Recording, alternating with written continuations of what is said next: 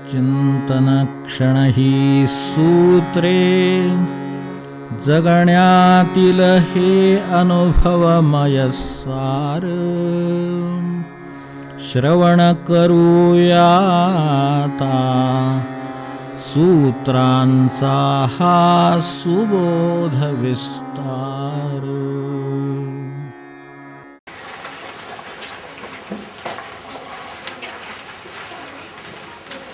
गेल्या वेळेला आपण त्याची सुरुवात करून ठेवली.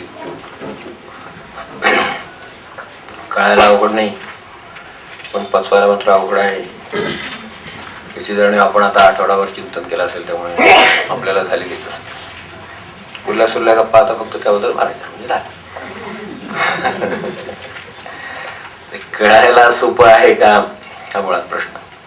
शब्द तर कळायला सोपे आहेत. सत्पुरुषांचं सर्वांच्यावर सारखंच प्रेम असतं, आनंदाची गोष्ट आहे हे कळायला. आणि पचवायला सुद्धा मोठ्या साधनेची गरज आहे. वास्तविक साधनेची गरज कशासाठी असते सर्वसाधारण माणसाला? काही साध्य गाठायचं आहे म्हणून त्याला साधना करायची आहे. सर्वसाधारण साध्य हे आनंद परमेश्वर आपण म्हणतो त्याप्रमाणे आहे. तेव्हा याच्यात ही एक मोठी साधना मध्ये काय आली? मग आपण जर परमेश्वराची साधना करतो आहोत तर ह्या एका मोठ्या साधनेची गरज परत निर्माण झाली. त्यामुळे आपल्याला म्हणजे जास्त साधना करावी लागणार असं काही बर्डन आहे की काय नाही आहे. परमेश्वराकडे म्हणजे नेणार कोणतंही तत्व, परमेश्वराचा मार्ग आपल्याला मोकळा करून देणार असं ते कुठलं तत्व असेल, ते जे तत्व संपर्क साधून देतं किंवा काही कारणाने काही ग्रंथाच्या निमित्ताने साधलं जातं, तर माणूसच पाहिजे असं काही नाही. सत्पुरुष म्हणजे इथं त्या अर्थाने म्हटलेलं आहे की त्यात जे सर्व आहेत त्यांची कृपा ती कोणत्याही रूपाने कार्यरत असते. ती जी कृपा आहे ती काही काम करते. काम करताना ती देहात येते. आता आपल्या दृष्टीनं स्वामी आहेत, हे संत आहेत, एवढे सगळी मंडळी आहेत, हे सगळे देहात आले. संतामाबरी देही आले, तसे ते आले देहात. त्यामुळे ते सोपं झालं. ग्रंथांच्या मार्गाने परमेश्वर गाठणं हा एक मार्गच आहे, पण त्याच्यावर ग्रंथावर एवढी निष्ठा की अलीकडे पलीकडे नाही, इकडे तिकडे कुठेही काही नाही. त्यात आहे ते यात असेल तर ते काय ते व्यक्त होऊन मला काय ते सांगतील, माझ्या भाषेत सांगतील, माझ्या भाषेत समजेल अशा पद्धतीनं घटना घडतील, काय ते होईल. हा मार्ग एक आहे, पण तसा कठीण मार्ग आहे एक प्रकारे. प्रश्न आहे तो इथल्या बाबतीतल्या सत्पुरुषांचा आपण ज्या अर्थाने साध्या सरळ लिहिलेले आहे ते देहात येतात. देहात आले की देहाचे व्यवहार आले, व्यापार आले देहाचे. देह आला की जसं पंचेंद्रिय आली, हे आलं सगळं, बाजूचा प्रपंच आला, मग माणसं आली, व्यवहार आला, तर त्यामध्ये मग सगळ्या गोष्टी करणं आलं, न करणं आलं. आपल्यासारखं जसं प्रपंच आहे तशाच तऱ्हेचे त्यांचे काही प्रपंच असतात, ते प्रपंच करणं आलं त्यांना. प्रपंच आले की आपण प्रपंचिक अनुभवी असल्यामुळे प्रपंच कशा पद्धतीनं करतो ते आपल्याला माहिती आहे. त्याच्यामध्ये आत बाहेर, आपला दुसरा परका जवळचा, सगळं ते केल्याशिवाय तो प्रपंच होतच नाही. आपण आलो की आपले नातेवाईक आपल्या बरोबर आले, मग त्यापुरतं पाहावं, जगाच्या याच्यात कशाला आपण लक्ष घालायचं वगैरे असं सुरूच होतं ते. कारण आपल्यावर तसं संस्कार आहे, आपण इकडे तिकडे कशाला लक्ष घालतो. आपल्या दारातला असता मनुष्य झाडणं कठीण होय की नाही. तिथं तो जगाच्या बाजूच्या लोकांच्या प्रश्नात कसं लक्ष घालणार. तेवढा जर खरं म्हणजे मला काही वेळेला ते अरिथमेटिकली वाटतं की आपापल्या दारासमोरचा रस्ता झाडला गेला तर गल्ली झाडायला म्हणून असायची गरजच नाही खरं म्हणजे. ठीक आहे, जवळजवळ असतात म्हणजे असे ओपन प्लॉट वगैरे सोडून देऊ क्षणभर एक्सेप्शन, पण बाकी सर्वसाधारण विचार केला तर काही स्वच्छतेची गरजच उरणार नाही तशी झाली तर. पण ती माझ्या घराच्या बाहेर पडते, म्हणजे ती समोर पडते. त्यामुळे जास्तीत जास्त ते कंपाऊंडच्या आत जे असतं तिथपर्यंत स्वच्छता ठीक आहे हो माणसाने करणं, पण रस्ता झाडणं म्हणजे जरा काय आवश्यकता नाही तशी. आपल्याला एजन्सी असतील करतील, त्यांचं काम आहे वगैरे. तर कारण ते बाहेर, आपल्या दृष्टीने ते बाहेर आहे. आता आपल्याच दारासमोर आहे म्हणजे एवढं तरी आपला संबंध त्याच्याशी आहे, तर तेवढा समजा तेवढा भाग काय जे काय 30x40, 30x40, 20x40 काय असेल ते असं समोरचा तेवढा रस्ता आहे, पण तो आपल्या दृष्टीने बाहेरचा पडतो. तर तशा स्वरूपाच्या प्रपंचाची आपल्याला सवय आहे. तो कोणीतरी दुसऱ्यांचं काम आहे त्याच्यामुळे त्याने ते करावं वगैरे. तर हे जिथं आपल्या अडचण आहे तिथे आता सर्वांच्यावर सारखं म्हणजे आता हे सगळं अवघड झालं, कारण आता ही सगळी गल्ली दूध झाडल्यासारखं झालं. सोपं समजायचं म्हणून असं सांगितलं की हे सगळी गल्ली झाडून काढल्यासारखं झालं, सगळं गाव झाडल्यासारखं झालं. ते आपल्याकडे म्हणजे त्या अर्थाने तसं संतांना ते कळत नव्हतंच म्हटलं पाहिजे नाही का. ते झाडू घेऊन आता आपल्याकडे संत आहेत एक ते स्वच्छता करायची, तर ते म्हणून की आम्हाला स्वच्छता चालली ना, मग ते जे सगळं चाललंय ते ज्यांच्या नावाने सुरू झालं ते हेच करत होते काम, की उठायचं आणि हे झाडायला सुरुवात करायची. ते फार पूर्वी विनोबांनी पण केलं, गांधीजींनी पण केलं. आपापल्या हातातही घेतलं आणि जे काही कचरा आहे, जी वाईट गोष्ट आहे ती झाडून काढायची हे काम केलं. हे संत बाहेर करताना दिसतात काही, आणि सर्व संत ते आत करीत असतात आपल्या बाबतीत. तर ते करताना अडचण येते त्यांना.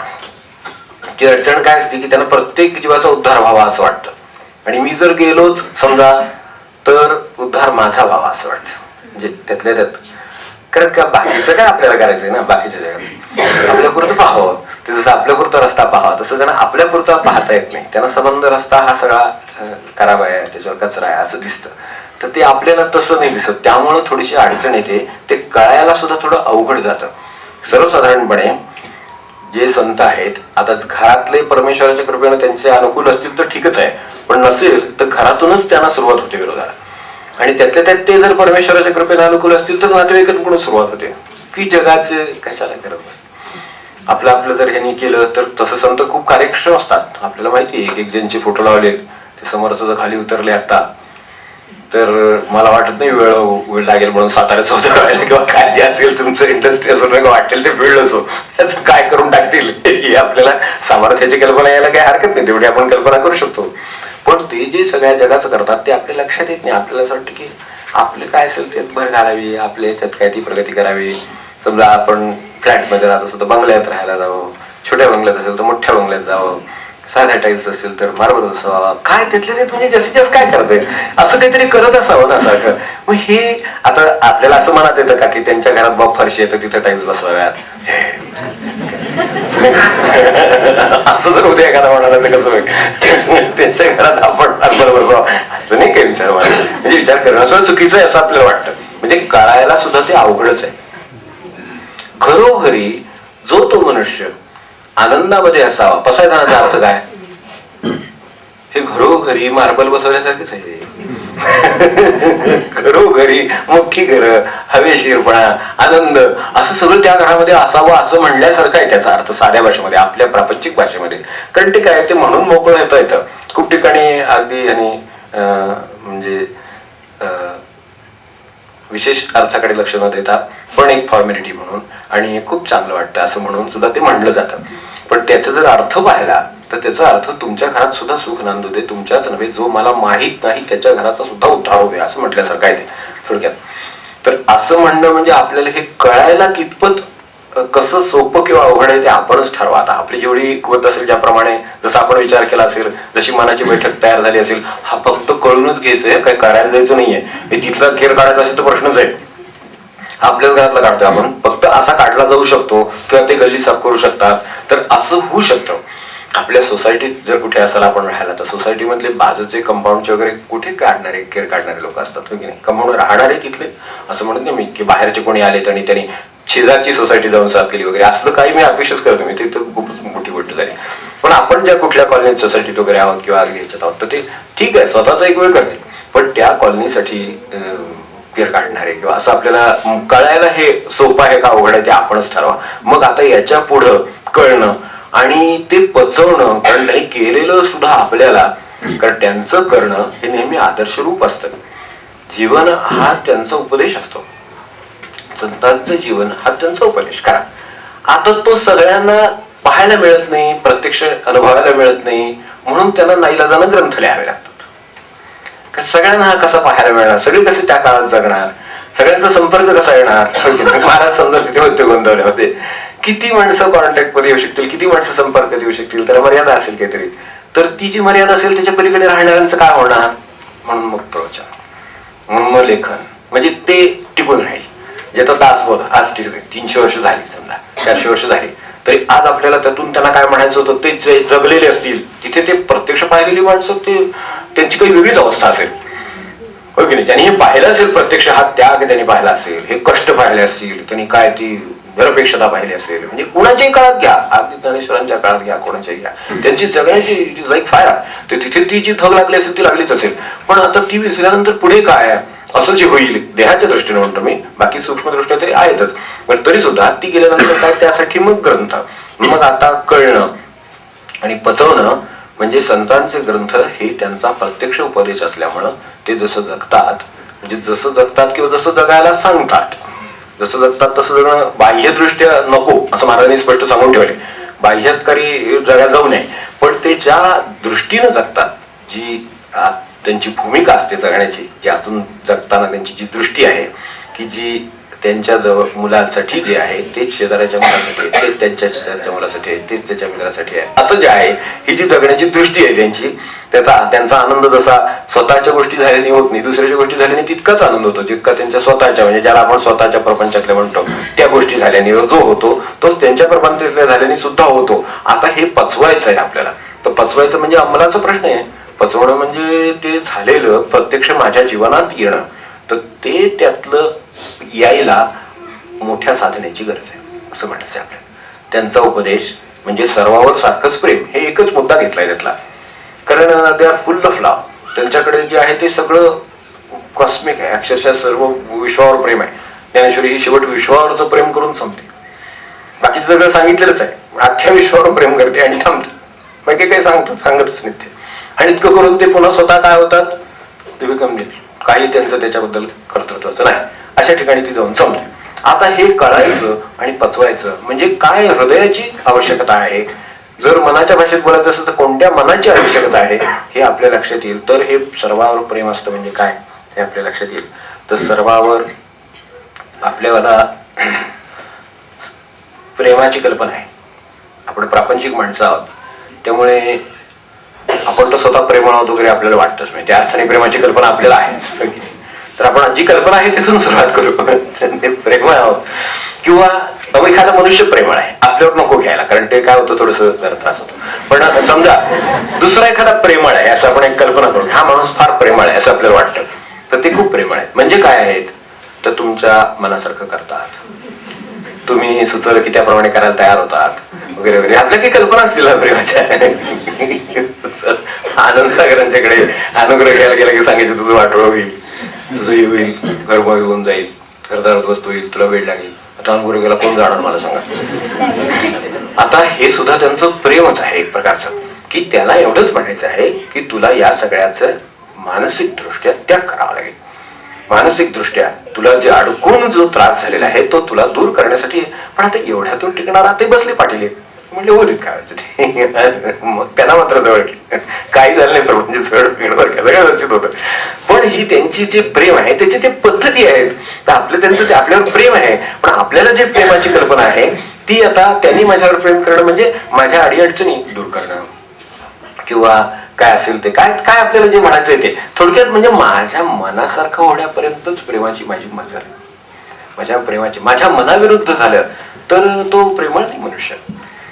तुम्ही बघा अशी किती माणसं आपल्या मनाविरुद्ध वागतात आणि त्यांच्यावर आपलं खूप प्रेम आहे. ह्या दोन्ही गोष्टी एकत्र आणणं सुद्धा कठीण आहे, की आपल्या मनाविरुद्ध सारखे वागत असतात आणि त्यांचं आपल्यावर प्रेम आहे किंवा आपलं त्यांच्यावर प्रेम आहे. ही प्रेमाची जी भाषा आहे ती आपली आहे असं आपल्याला म्हणता येईल का. पण अगदी आपल्या सांगण्यात आहेत.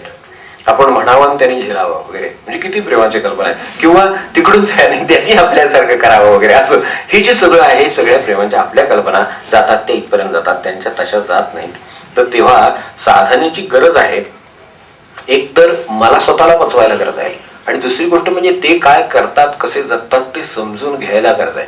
कारण अनेकदा काय असतं की ते जरी म्हणाले तरी प्रत्यक्षात तसं कसं शक्य आहे असं वाटतं सारखं. कारण मन आमचं काय झालं ते प्रपंचात सारखं ते धोपटून धोपटून काढलेलं असल्यामुळे अनेक जन्म म्हणतो, अनेक जन्म धोपटून काढलेलं असल्यामुळं दुसऱ्याविषयी अकारण प्रेम किंवा कोणा म्हणजे ज्याचा काही संबंध नाही त्याच्या सुद्धा चांगलं होण्याची इच्छा वगैरे ह्या गोष्टी त्या आपल्या ह्याच्यात बसत नाही. कारण ते प्रपंचात ते ठरलेले रेषा चौपटे मारलेले आहेत, तर त्याच्या बाहेर राहायची सवय नाही.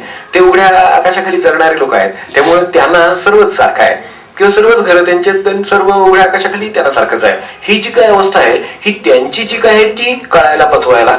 आणि दुसरी गोष्ट म्हणजे मला स्वतःला त्यातलं काही करायचं झालं तर ते करायला, कारण त्यात खरा आनंद आहे.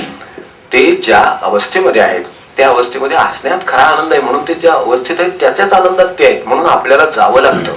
शेवटी कितीही काही केलं तरी शेवटी संतांकडे जावं लागतं, तेव्हा आनंदाचा किंवा प्रेमाचा स्पर्श किंवा अनुभव येतो. झुळूक तिथून येते, तेव्हा त्याचा आनंद मिळतो. बाकी माझे जे काही आज सगळं केलेले गोळा, ज्याला मी माझं प्रपंचाच्या प्रेमाचं भाग समजतो, ते जे काही म्हणून गोळा केलेले आहे सगळं, ते काय करतं ह्याचा अनुभव ज्याचा त्याला अंतर्यामी नाहीये का, मग संतांकडे कशासाठी जायचं? तर तिथे अशा तऱ्हेचं निरपेक्ष निस्वार्थी वगैरे सगळं ते आपल्याला अनुभवायला मिळतं. मग ते त्यात अंमलात यायला म्हणून साधनेची गरज आहे. कारण साधना हा मन मोडण्याचा अभ्यास आहे. माझं प्रापंचिक मन आहे ते मोडण्याचा अभ्यास म्हणजे साधना आहे. साधनाकडे कितीही बघण्याने कितीही दृष्टीने पाहता येईल. साधना अहंकार मोडण्याचा अभ्यास आहे, साधना शिकण्याची उत्सुकता आहे, साधना म्हणजे नम्रता आहे, साधना म्हणजे व्यापकतेचा अभ्यास आहे. कुठली बाजूने बघाल साधनेकडे, साधना व्यापकतेचा अभ्यास आहे. मी छोटा आहे, मला मोठ्याचा अभ्यास करायचा आहे, म्हणून ते शंकराचार्यांच्याकडे आल्यावर ते म्हणले तुम्ही कोण? मी आता इथं लहान होऊन येईल, नाही तर एकदम मोठा होऊन येईल. एवढंच माझ्याकडे उपदेश आहे, बाकी काय उपदेश नाही. म्हणले इतका लहान हो की उरणार नाहीस, तरीही व्यापक होणं शक्य आहे, आणि इतका मोठा हो की सगळ्या विश्वाला व्यापून राहशील. एवढे दोनच उपदेश शक्य आहेत. तर ते म्हणजे साधन आहे. तर ते मोठं तर होता येत नाही, होय की नाही? आपण आपला अनुभव पहा, म्हणजे मोठं होण्यात काय अडचण असेल व्यापकतेमध्ये ती लक्षात येईल. तर ती सगळी साधन आहे. ते साधन कशाला म्हणायचं हे पण आपल्या समोर स्पष्ट असावं. साधना म्हणजे समजूत वाढणं आहे. शिक्षणाने समजूत वाढत नाही, काल आपल्या तिकडे चालूच आहे.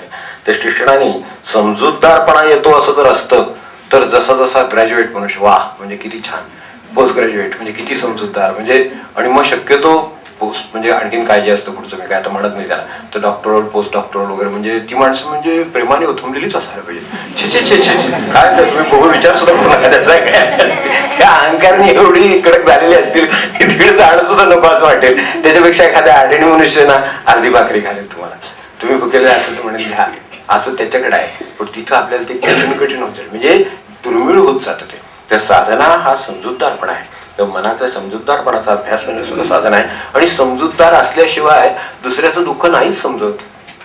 समजूतदार असल्याशिवाय मला त्याचं दुःख तो कसा कळणार? मला एखाद्याला काही दुःख आहे किंवा एखाद्या काही त्रास आहे तो कळायला मला त्याच्याशी तादात्म्य नको व्हायला काहीतरी. I should identify myself with him. ते ज्यावेळेला होईल त्यावेळेला कळेल. नाहीतर लोकच काहीतरी हे नाटक करतात असं वाटेल, त्रास होतो असं वाटेल. नाही, तुम्ही त्रासात जा त्या म्हणजे लक्षात येईल की कसा त्रास आहे ते. तादात्म्य जर त्या ठिकाणी असाल, वेदना होतात, अहो फार लांब नको, साधी दाढ दुखत असते तर दुसऱ्याला नाही कळत वेदना. तुम्ही बघा आपल्या स्वतःच्या अनुभवावरून ठरवा. समजा एक साधा दाढ दुखते साधी असली म्हणजे ती मोठ्या वेदना वगैरे जाऊ दे, पण त्याचं त्याला स्वतःला काय होत असतं ते त्याचं त्याला माहितीये. प्रत्येक जण त्यातून गेलेला असेल मला वाटते. नाही गेला असेल तर फार चांगला आहे. तो निमोणीचे ते घेऊन बसला पाहिजे लहानपणापासून, छान आहे. पण सर्वसाधारण यातून गेलेला मनुष्य आहे. एक साधी दाढदुखी आहे, समजून घ्यायची आपल्याला. समजा एक दाढदुखी आहे, साधी समजून घ्यायची गोष्ट आहे. ती त्याला त्यावेळेला कसा त्रास देत असेल, म्हणजे त्याचं लक्ष लागत नाहीये तुम्ही काय सांगताय त्याच्याकडे, म्हणजे असं आताच असू शकेल कोणाचं लक्ष लागत नाहीये. तर ते का लागत नाहीये तर त्याची दुखी त्याला एवढा त्रास देते की त्याला हे म्हणतो झालं एकदा म्हणजे उठू. तर हे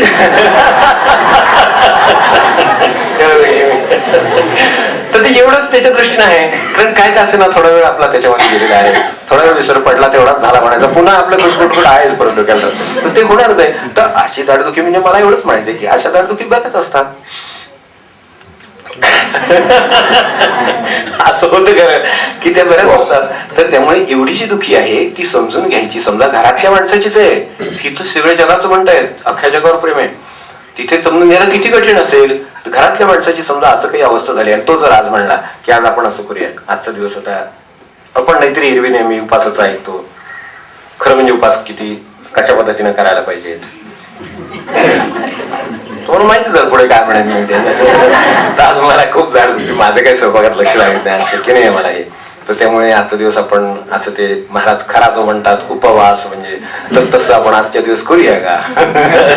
तो बोलण्याचं धाडसच आधी मुळात करणार नाही अशी गोष्टी पण समजा बोलला तर मला त्याची दुखी किती समजून घेता येईल याचा आपण विचार करूया. म्हणजे सत्पुरुषांचं सर्वावर आणि सारखंच प्रेमामध्ये कृती इतकी अंतर्भूत आहे की ती वेगळी कृती म्हणून करावीच लागत नाही.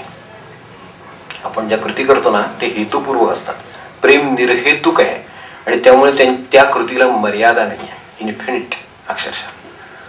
तर त्याच्याशी संपर्कात राहणं म्हणजे सुद्धा साधन आहे, इन्फिनिटनेस आहे, काहीतरी एक व्यापकता आहे, त्याच्याशी संपर्कात राहणं आहे. त्या व्यापकतेमध्ये माझी माणसं बसलीच, पण त्याच्याबरोबर बाकीची बसली, 10, 100, 1000 काय तुम्हाला म्हणायचे, त्यांच्यात सगळं विश्व बसलं. असे ते समोर मंडळीत आपल्या, त्यांच्यात विश्व बसलं सगळं. त्याच्यातला फक्त वाकडेपणा जाऊ दे म्हणले, बाकी काय नको म्हणले, काय त्याला मारा वगैरे काय म्हणले नाही, असलं काही नाही त्यांचा मार्ग.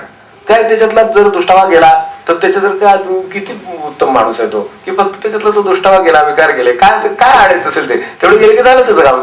अशी त्यांची म्हणजे ते किती व्यापकतेवर जाऊ शकतात, ते करणं म्हणजे साधन आहे. म्हणून पचवायला मोठ्या साधनेची गरज आहे. तर ती आता आपल्याला वाटते का, ते आपण आपल्या स्वतःच म्हणून जे काय अस्तित्व आहे ते मोडण्याचा अभ्यास आहे साधना म्हणजे. तर त्या दृष्टीने सुद्धा माझे म्हणून काहीतरी व्यक्तित्व मी तयार करायचा प्रयत्न करतोय, जपायचा प्रयत्न करतोय, खत पाणी घालायचा प्रयत्न करतोय. लोक तर काही ते टिकून देत नाहीत, कारण ते शेवटी कधीतरी होतच म्हणून. तू कारण तुमचं जसं आकाराला तुम्ही व्यक्तित्व आणण्याचा प्रयत्न करणार, म्हणजे मला व्यक्तित्व विकासाविषयी वगैरे आदर आहे, मला त्याबद्दल काही प्रश्न नाही. ते पर्सनॅलिटी डेव्हलपमेंट वगैरे तिकडून आलेली आहे, ती मी साधार स्वीकारलेली आहे. पण मुळामध्ये व्यक्तित्व ही जी गोष्ट आहे ती जशी मी म्हणजे ज्याला ते व्यक्तित्व म्हणजे आपल्याकडचा अहम आहे त्याचं पोषण आहे फक्त, बाकी काय नाही. ते खरी व्यक्तित्व जर आपल्याला कळेल ना तर सांभाळायला लागणारच नाही. ते खरं व्यक्तित्व जर आपल्याला कळेल, आता आपण इकडे एका बाजूला नित्योपासनेमध्ये उपनिषद अभ्यासतो आहोत, तर त्यामध्ये आपल्या लक्षात येईल की खरं व्यक्तित्वाची जर कल्पना आली तर ती सांभाळावं लागत नसणारी वस्तू आहे, लक्षात येईल. तिचा काहीही विकास करायचा नाहीये, कारण ते विकसितच आहे, विकसित स्वरूपात आपल्यामध्ये व्यापकता आहे. फक्त मला जाणीव नाही ती व्हावी, ती जितक्या तीव्र प्रमाणात होईल तितक्या प्रमाणात मला सगळ्या जगाचे दुःख किंवा सगळ्या जगाचे आनंद सगळे कळतील पण, आणि पचवायला म्हणजे सहभागी व्हायला, इथे पचवायला म्हणजे सहभागी व्हायला, ते सहभागी पण होता येईल. दुःख असेल तर दूर करायला हात जाईल, ते जोडलेलं असलं म्हणजे शक्य असतं. आपल्याकडे समजा की जर काही इथे हे ते लांबचं नको, आपल्याकडे पाल वगैरे अशी नाही आहे इथे, तुम्ही काय काळजी करून टाकता, पण समजा अशी पाल एकदम पडली पटकन एकदम हालचाल काय होते, म्हणजे किती शूर, म्हणजे आता वीर म्हणून का वीरांगना म्हणून ते काय म्हणत नाही, पण ते त्या क्षणी काय होतं कोणाचं इतकं पळ त्या खोलीत पाल आहे म्हणून ते बाहेर खोलीच्या बाहेर, ते खोलीतली पाल आत तरी जाऊ, खोली एवढी तर नाहीये ती, एवढं तर नक्की आहे की नाही, पण तसं नाही होत. ते काय होतं त्या क्षणी, तर त्या क्षणी आपण ते काय जे आपल्या कुठे पायाला हाताला कुठे काय झालं तिथे जोडले गेलेले आहोत, म्हणून ते तसं आहे. ठीक आहे, भीती आहे, मान्य आहे मला, पण भीतीच्या मार्गाने जोडलेलं आहे ना त्या शरीराशी, म्हणून तसं आहे. म्हणून तिथे संकट आलं, त्यांचं सगळीकडेच जोडलं गेलेलं आहे. Is it tune with infinite, तिथे सत्पुरुष they are tune with infinite. साधना हे त्या व्यापकाशी आपला संबंध जोडणं आणि तो नित्य टिकवणं आहे. तर ते आपल्याला थोडं व्यापक होता आलं ना तर निदान प्रपंचात सुखी होते. महाराजांचे मार्ग अगदी घरात सुरू होतो, त्यामुळे मी त्या पातळीवर सांगतो की त्या पातळीवर ते इन ट्यून विथ इन्फिनिट हे त्यांचं काम आहे, थोडं मोठं काम आहे कदाचित आपल्या दृष्टीनं, की ते सत्पुरुषांचं आहे. ठीक आहे, ते सगळ्या जगाशी तादात्म्य असतील, समजून घ्यायला निदान आपल्याला आपल्या घरातल्यांशी जर समजा तादात्म्य होता आलं तर त्यांची सुखदुःखाची कारण, सुखदुःखाची परिस्थिती, त्यात बदल, त्यात मी करू शकणाऱ्या गोष्टी, त्यात माझी काय काय स्वरूपाची मदत असेल, किंवा काही न करणं, काही वेळेला काही गोष्टी करणं आणि काही गोष्टी न करणं, दोन्ही मदतच असते. तर त्यावेळेला जसं स्वयंपाकात तुम्ही मदत करू नका तेवढी असं म्हणतात, किंवा ऑफिसमध्ये सुद्धा असं म्हणतात की त्यांनी मला काही ऑफिसमध्ये मदत केली नाही, हीच त्यांची सर्वात मोठी मदत होती वगैरे, असं मी भाषण ऐकलेलं त्यावरून सांगतो एका कार्यक्रमात शेवटी मागे आपलं बोलणं होतं. तर तसं आहे, तर काय करणं आवश्यक आहे किंवा काय न करणं आवश्यक आहे, कदाचित ते न करणं सुद्धा आवश्यक असेल की नाही. एखादं दुःख आहे त्याला, तर अगदी ठेवून त्याला तुम्हाला दुःख आहे ना, काही गरज नाही, तो दुःख घडून नसते, न करणं आवश्यक अशा वेळेला. लहान मुलाला काही वेळेला मोठी माणसं विसरलेली दुःख आठवून रडायला लावतात, मी बघितलं. ते मूल काहीतरी त्याला झालेलं असतं, ठीक आहे, पडले काय झालंय काय काहीतरी झालं, पण ते कधीच ते विसरणार, ते इतकं हे असतं की बस त्याच्या दृष्टीने इथे हेड काय झालेलं आहे सगळं ते, पण जो राहिला आवडत नाही, मुला होते तर मांडीवर घेतले, म्हणते तुला त्रास तर नाही न झाला, तुला त्रास हे तारतात नव्हे. काही वेळेला काही करण्याची गरज आहे, काही न करण्याची गरज आहे. ते दोन्हीही काय करावं म्हणजे पचवणं आलं, तर त्यासाठी आता साधण्याची गरज आहे आपल्याला. इतकं सोपं नाही वाटतं एवढं, की नाही, काय करणं आणि त्या काय न करणं अपेक्षित आहे त्या क्षणी हे कळायला सुद्धा साधण्याची गरज आहे. त्यासाठी आपल्याला स्वतःला आधी सर्वांच्या बद्दलचं अत्यंतिक प्रेम आणि ते सुद्धा निरपेक्ष असेल तर हे मार्ग शक्य होतील. आता हे करणारे जे सत्पुरुष आहेत, गेल्या वेळेला मी तिथं सुरुवात फक्त केली होती की सत्पुरुष या अर्थाने ओळखणं कठीण आहे, पण जे जगून गेले आहेत त्यांचं सांगायला हरकत नाही की अनेक महापुरुष आहेत, अनेक आहेत, अक्षरशः अनेक, की ज्यांनी हे प्रत्यक्ष अंमलात आणलं. तुम्ही कुठेही जा, रामकृष्णांच्याकडे जा तर, किंवा इकडे या टोकाला या भाऊसाहेब महाराजांच्याकडे जा.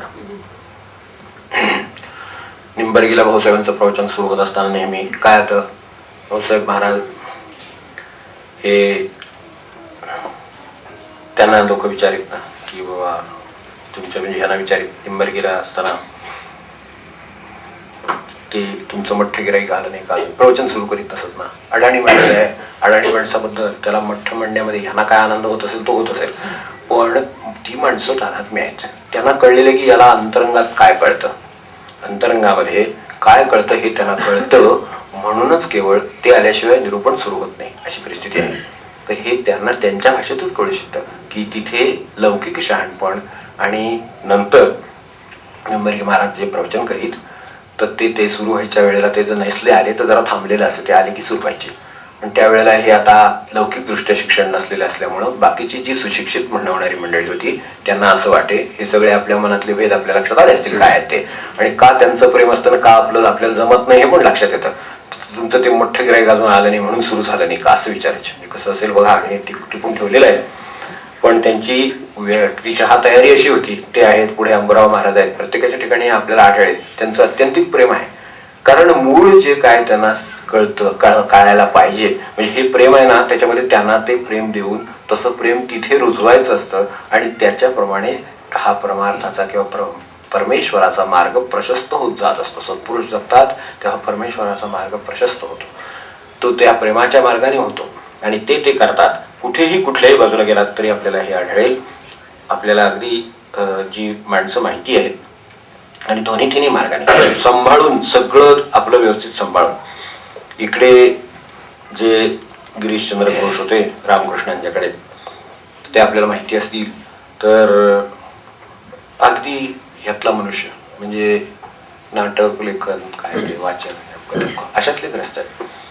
पुढे मोठे चांगले अधिकारी शिष्य झाले हे पण आपल्याला माहिती असेल की त्यांचा समावेश त्यांच्या जवळच्या शिष्यामध्ये केला गेला. पण पार्श्वभूमी अशी की मनुष्य कशाच्या नसत असेल, काय करीत असेल, काय लिहित असेल, काय करत असेल सांगता येत नाही. नाटक सिनेमा ही गोष्ट आपल्याला माहिती आहे की त्यातलं जे नाटक ते पूर्वी होतं तर त्यावेळेला त्यातली माणसं ही छंदीबंदी मानली जात, तशाच पद्धतीचा माणूस असून त्यांचं त्याच्यावर अत्यंतिक प्रेम आहे. म्हणजे एकदा स्वतः रामकृष्ण तिथे गेलेले असताना हे नशेमध्ये होते आणि त्यांना ते काहीतरी बोलले त्यांच्याबरोबर, स्वतः रामकृष्णांचे शिष्य होती मंडळी बरोबर. तर आता ते त्यांना राग आला त्या गोष्टीचा, त्यांचं म्हणणं होतं इथे यांनी जाता नाही वगैरे वगैरे. त्यावेळेला अरे तसं नाही, शेवटी हे कसं अंतरंग पाहतात बस, तर ठीक आहे त्याची वेळ यायची आहे, आणखीन ती आली की ते होणार का, तर त्याप्रमाणे त्यांची बघण्याची दृष्टी आहे. ते आले निघून, त्यांना शिवाय दिल्या, हे दिलं, तुम्ही असे द्या तसे द्या सगळे म्हणले. आता ते त्याच्यातच होते आणि घरी गेले. घरी गेल्यानंतर त्यांना लोकांनी विचारलं बाकीच्यांनी की तुम्ही अशा ठिकाणी जाऊ नका, कारण ही माणसं ही अशी आहेत, वागणारी आहे, अशी आहेत ग्रस्त, तिथे जाऊ नका. ते म्हणाले अरे तसं नसतं, तुला कळेल म्हणले. नंतर हे सगळं झाल्यानंतर प्रसंग बाकीच्यांनी तर सांगितलं आता तुम्ही पाऊल टाकायचं नाही, आम्हीच तुम्हाला जाऊ देणार नाही. आलेल्या माणसांनी वेगवेगळ्या प्रकारे सांगितलं.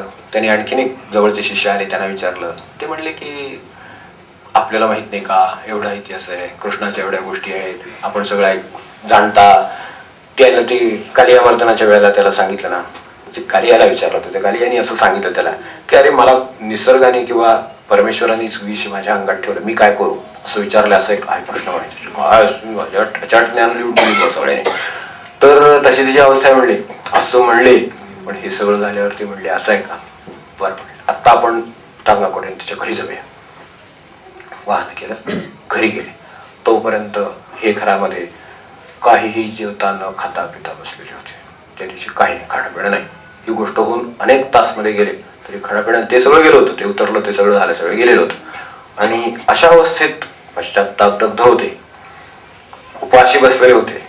आणि ह्यांना हे जेव्हा दारात येऊन उभे राहिलेले बघितले आणि आत आलेले पाहिले तेव्हा म्हणाले आता दुसरं नाही. म्हणले बस ही माझी परीक्षा झाली शेवटची. म्हणले माझ्याकडून. याच्यापूर्वी 6 वेळा परीक्षा घेतली यांची रामकृष्णांची आणि म्हणाले, आज जर तुम्ही आला नसता तर तुम्ही निंदास्तुतीच्या पलीकडे गेला नाहीत असं मला वाटलं असतं. मी अजून उपाशी बसून बघू काय होतंय ते म्हणून.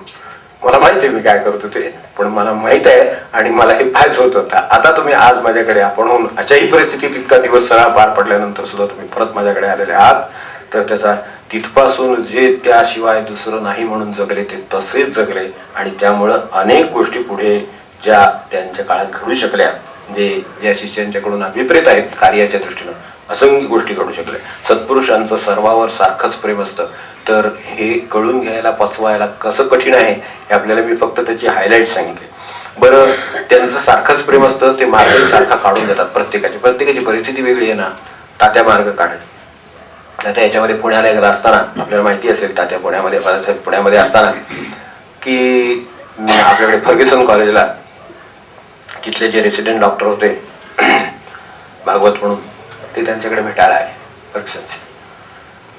तर त्यांच्याबरोबर ते केळकर नावाचे राजाभाऊ म्हणून ग्रस्त होते. तर राजाभाऊ ते लोक त्यांच्याकडे आले, झालं नमस्कार वगैरे सगळं झालं नेहमीच. आता रेसिडेंट डॉक्टर आहेत, परिस्थिती उत्तम आहे, तर त्यांना सल्ला असा आहे, जे त्यांना हे म्हणाले, तात्यासाहेब म्हणाले की आपण निदान वर्षातून तरी गोंधळात जाऊन येत असावं. आता ज्या माणसाची एवढी परिस्थिती, तो महिन्याला गोंधळाला गेला तरीच आहे, खरं सांगायचं सांभाळून घेतात. ठीक आहे, त्यांचं प्रेम आहेच, तितकंच प्रेम राजाभाऊंच्या बरोबर आहे. आता ते ऐकलं वाक्य, राजाभाऊ अजून पुढे जायचे होते नमस्कार करायला. ते म्हणजे ह्याने आपल्याला वर्षात एकदा जायला सांगितलं तरी आपल्याला झेपणार नाही, आपल्याला इथं चालत येतो आपण, आणि आपल्याला हे गोंधळच कसं जमेल जायला यायला, ह्यांनी जर काय पुढे सांगितलं तर काय बोलायचं, ह्या संभ्रमावस्थेत पुढे गेले होते. आणि तोपर्यंत डॉक्टरांचं त्यांचं बोलणं चालू होतं, तिथला राम असा आहे, तिथलं हे असं आहे, त्याचं दर्शन होतं, तो तुम्हाला ते आपण वाचतोच नेहमी की त्या एकदा तरी पहा, आपल्या अवगुणांची जाणीव देईल, उद्धार करेल, अमुक करेल, तसं. तर ते सगळं ऐकल्यामुळे हे कधी आता पुढे जावं का नाही अशा विचारात आलेले होते. तर ते जवळ गेले, पुढे गेले, नमस्कार केला, गप्प बसले, कारण त्यांना माहित होतं आता काय होणार पुढे, हे आपल्याला म्हणतील तुम्ही असं जाऊन येत जा वगैरे. त्यांना गेल्यावर म्हणले की खरं सांगायचं तर म्हणले गोंधळात गेलं, आणि जर समजा नाम घेता परत आलं तर म्हणले गोंधळाला न गेल्यासारखंच आहे, एक बाजू. आणि नंतर म्हणले जर घरी बसून नाम घेतलं तर गोंधळात गेल्यासारखंच आहे म्हणले. सत्पुरुषांचं प्रेम त्या डॉक्टरांच्यावर आहे, ज्यांची दर महिन्याला आणि परिस्थिती आहे, 15 दिवसाला म्हटलं तरी परिस्थिती आहे, त्यांना तो सल्ला आहे. आणि यांना हा सल्ला आहे की घरी बसून जरी नाम घेतलं तरी सुद्धा गेल्यासारखंच आहे म्हणाले. आणि म्हणले जो राम आपण जर स्मरण केलं तर आपल्यापर्यंत येऊ शकत नाही, तो राम काय कामाचं म्हणले, तसं तो नाहीच आहे. त्यांना हा प्रेम सारखंच आहे, तो गरीब आहे म्हणून त्याच्यावर नाही असं नाहीये. त्याच्या उद्धाराचा मार्ग पण देण्याची तितकीच खात्री आहे की जितकी ज्याला ते ऐपत आहे करण्याची, त्याला जो मार्ग आहे तो त्याला आहे, याचा मार्ग ह्याला आहे. आपल्याला भटजी बाबू माहिती असतील, भटजी बाबूंचे आठवणी लिहून ठेवल्यात, आपल्याला त्या उपलब्ध आहेत, आपण पूर्वी वाचलेल्या पण अभ्यास पण एकदा केला होता. त्याची आठवण झाल्याशिवाय मला राहते म्हणून फक्त शेवट सांगतो. भटजी बाबू हे हैदराबादमधले निजामाच्या राज्यातले एक सत्पुरुष. आपल्याकडे इकडे जे म्हैसाळ नांदेड जवळचं आहे तिथले रामानंद होते, त्या रामानंद महाराजांनी त्यांच्याकडे अन्नदानाची फार आवड होती, त्याला त्यांनी नामस्मरणाची जोड दिली, हे त्यांचं मोठं कार्य त्यांच्या गुरूंचं. त्यांनी त्यांना नामाची जोड, प्रचंड नामाची जोड दिली, आणि त्यामुळे हे सत्पुरुष त्या काळात प्रसिद्ध झाले. ही अलीकडच्या काळातली गोष्ट आहे, तरी सुद्धा ते बाकीचं त्यांचं काही सांगत नाही, मुद्द्याचं फक्त सांगतो की ते जवळ जिथे राहत होते तिथपासून जवळ हे निजामाचे सगळं साम्राज्याचे महत्वाचे गोष्टी, त्याचा राजवाडा, त्याचे ते तुरुंग, त्याचं सगळं हे. तर ते जे सगळं होतं ते निजामाचा वाढदिवस आला, तर पूर्वीच्या काळात पद्धत अशी होती की वाढदिवसानिमित्त काही खैराती होत, काही होई, काही अन्नदान, काय त्यांची पद्धत असेल त्याप्रमाणे ते होत. यांचे दोन्ही प्रकारचे शिष्य होते, मुसलमान होते, यांच्यातले होते, सगळ्यातले होते. तर ह्या भटजी बाबूंच्याकडे ते त्या दिवशी वाढदिवस आल्यामुळे रात्री 12 वाजता कैद्यांना माफी मिळाली, त्याची ही म्हणून वाढदिवसाची भेट एक प्रकारची त्या काळात अशी पद्धत होती. आपल्याकडे सुद्धा हे अनेक वेळेला इंग्रजांच्या काळात आपण अनुभवलं असेल आणि होतं असं. तर त्यावेळेला राजेशाहीमध्ये हा विषय असायचा. तर तशी निजामाच्या राजेशाहीमध्ये त्यांना सूट, त्या कैद्यांना सूट मिळाली. आता ज्यांना घरदारं होती, ज्यांनी कैद भोगली होती पण घरी जाऊ शकत होते, रात्री 12ला त्यांना जर सोडून दिले तर त्यांनी त्या क्षणी ज्यांची घरं होती ती गेले. पण 7-8 कैदी असे राहिले की ज्यांना स्वतःच्या घरी जाण्यासारखी परिस्थिती नाही. कारण आता घरी कोण विचारणार नाही, घरी उरली नाही, जे गुन्हे केले कधी आत गेले होते ते कोणा ठोक अशी त्यांची अवस्था होती. तर त्यांनी एकमेकांच्यात बसून विचार केला की आपल्याला या क्षणी कोण, रात्री 1 वाजता सोडल्यानंतर तुम्हाला 12 वाजता या क्षणी आपल्याला कोण सांभाळणार, या क्षणी आपण काय करायचं. कारण एक वेळ तुरुंगात होते तोपर्यंत न तरी मिळत होतं, बाहेर गेलं की आता काय तुम्हाला सरकार थोडं सांभाळणार, निजाम नाही सांभाळणार. आता घरी गुन्ह्याचं असेल पण ते नव्हत होतं, आता नाही, आता 12 वाजता काय करणार. आता भुकेले पोटी आता आपल्याला भटजी बापूंच्याकडे आपण जाऊया. म्हणून हे भटजी बापू या सत्पुरुषांकडे आहे. रात्री 12ची वेळ येऊन उभे राहिले 12:30ला, कारण त्यांच्यापासून तो तुरुंग जवळ. बाहेर पडल्यावर हे सगळा विचार विनिमय झाला, ज्यांचं होतं ते गेले, हे यांच्याकडे आले, दारातून उभे राहिले. म्हणले आम्ही असे शिकले, आम्ही सुटलो, अपराध केले, सगळं झालं, आम्हाला पश्चाताप होतो, पण या क्षणी आमच्या समोर मार्ग नाही. ते म्हणाले तुम्ही बसा, घर आपलंच आहे, काही काळजी करू नका, तुम्हाला आता भूक लागली तर आपण पहिल्यांदा अन्नाची सोय करूया. म्हणून त्यांची सून होती घरामध्ये, तर सुनेला सांगितलं की यांना भात पिठलं कर. तेव्हा सुनेनी हे बाहेरून, पूर्वीच्या काळातला काळ पूर्वीचा होता, सुनेने जरासा आत बोलावलं त्यांना आणि त्यांना सांगितलं की बापू आपल्या घरामध्ये आता तांदूळही नाही आहेत आणि बेसनही नाही. सत्पुरुष आहेत, ज्यांच्या घरात आहे त्यांचं काय होते त्यांनी विचार करावा, ज्यांच्या घरात काय नाही ते काय करतात याचा विचार करावा. म्हणजे सारखंच प्रेम करायला काय लागतं ते पण करत. तो म्हणाले आपल्या घरात खरोखर आता तांदूळ नाही आहेत आणि तुम्ही पिठलं करा म्हणता पण बेसनाचं पीठ सुद्धा नाहीये घरामध्ये. अशा अवस्थेत काय करायचं. ते म्हणजे काय काळजी करायचं काय कारण, तो आजण ठेव. तांदूळ पूर्वी तांदूळ ओरायचे याच्यामध्ये नाही का, हे कुकर सिस्टीम नव्हतं आधी नाही, ते सगळं पाणी चांगलं उकळायला लागले मग ते तांदूळ घालायचे, शिजायचे रटरट व्यवस्थित, असं ती स्वयंपाकाची पद्धत. तर ते म्हणजे तो आजण ठेव. आजण ठेवलं यांची म्हणजे पांडुरंग घेईल ना काळजी, पांडुरंगाची पार बघतो, तर पांडुरंग घेईल ना काळजी. आणि खरोखर पुढे अर्धा तास गेला, यांची लागली आधण उकळायला, इकडे बरंच 10 माणसांचा स्वयंपाक आहे आता. तर ते आधण उकळायला लागलं आणि तोपर्यंत यांच्या दारात टांगा थांबला. एक मुसलमान माणूस होता, टांग्यातनं शिधा घेऊन आला रात्री. आणि तो म्हणाला मी नवस बोललो होतो की हे मुलगा झाला तर मी 25 माणसांचं शिधा देईन, तर हे तांदूळ आणि ते सगळं घेऊन आलो गॅस टाका. म्हणले पांडुरंगाने पाठवलं. म्हणले बघ आपला काय संबंध आहे, आपल्याला काय माहिती नाही, आता हे आलेले त्यांची सोय झाली ते तर केलंच, पण नुसतंच सारखंच प्रेम असतं. म्हणजे कसं असतं की एवढंही नाही, ते त्यांना जेवायला घातलं. त्यांना म्हणले आता तुम्ही जेवलात, आता चित्त शांत झाली, अन्नाने तृप्त होतो मनुष्य. त्यातल्या तेवढी एकच गोष्ट आहे की जी माणसं तृप्त करते, बाकी पैसा सुद्धा तृप्त नाही करीत, पण हे करतं. तर ते केलं, तृप्ती झाली. आता पुढे काय, आता म्हणाले इथे झोपा शांतपणे, सकाळी आपण बघू काय करायचं. घरात भटजी बापूंच्या सत्पुरुषांच्या घरी निजामाने सोडलेले कैदी जेवायला घालून ते अशा पद्धतीनं, आणि ते सुद्धा मुक्कामी झोपा, आता शांतपणे तुम्ही सकाळी उठल्यावर विचार करू. तर त्यांनी सकाळी उठल्यानंतर त्यांची चौकशी केली सगळी, कोणाला काय करता येतं, कोण कशा शारीरिक अवस्थेत आहे, कोण कसं आहे, सगळं विचारलं आणि प्रत्येकाला 10,000 रुपये दिले. आणि म्हणाले फक्त माझ्याकडे 1 शपथ घ्यायची, पुन्हा गुन्हा नाही करायचा, एवढी 1 शपथ घ्या, 10,000 रुपये घ्या. आणि प्रत्येकाला त्यांनी एक कुणी मजुरी करून राहिला, कुणी स्वतःचे उद्योग काहीतरी केला, असं करून ती मंडळी राहिला. त्यातल्या एकाने टांगा चालवला होता, त्याच्यात जे बसले त्यांनी ही हत्या घेतली.